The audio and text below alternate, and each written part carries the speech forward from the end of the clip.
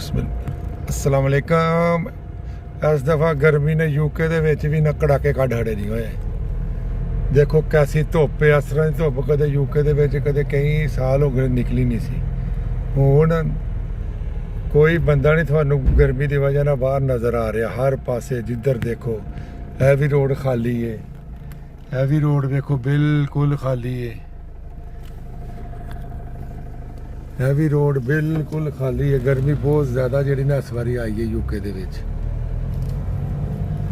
बड़ा hard weather है इस टाइम, फुल धुप चढ़ी है। यूके दे लोग मज़ा कर गए ने इस बारी ना गर्मी का।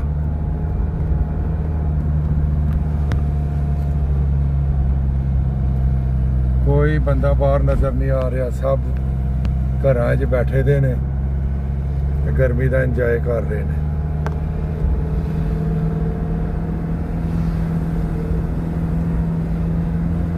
बड़ा खूबसूरत एरिया, कोई बंदा थानू नज़र नहीं आ रहा इन्हां रोडां दे उत्ते। यह रोड भी खाली सी, थानू दूसरा रोड चेक कराने आ। यह भी रोड बिल्कुल खाली है, फुल धुप चढ़ी है।